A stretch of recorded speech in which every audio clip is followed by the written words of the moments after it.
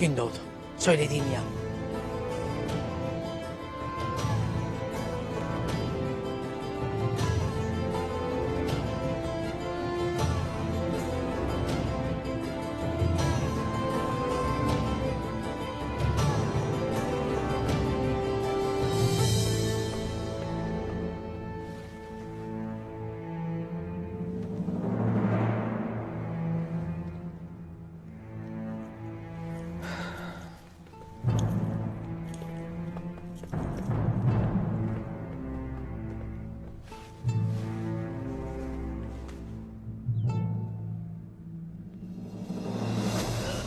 Kendini yorma Ertuğrul Bey'im.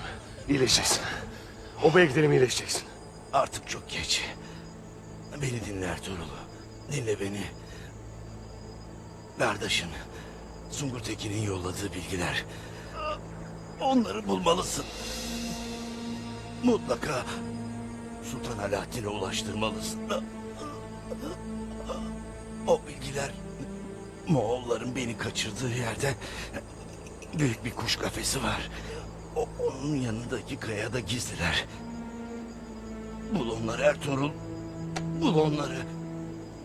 O bilgiler seni kardeşin Sungur Tekin'e de götürecekler.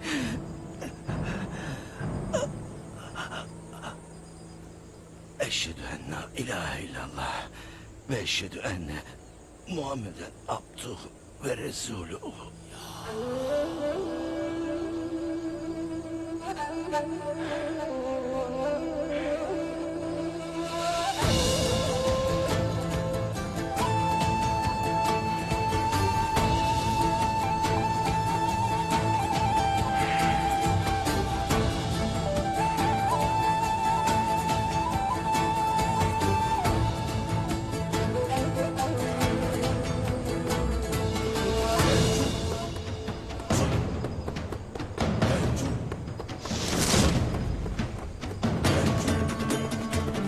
Neredesin aşağılık herif? Neredesin? Bu taraftan.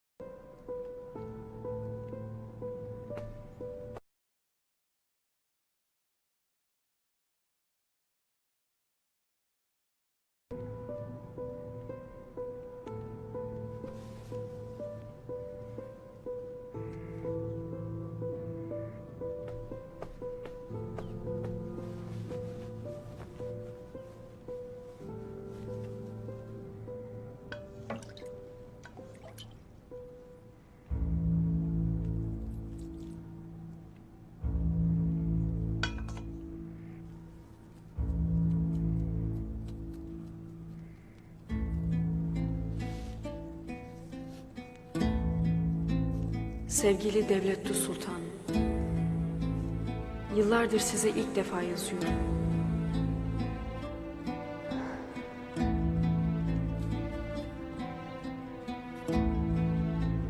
Yazıyorum çünkü erim Ertuğrul'a büyük bir iftira atılmaktadır.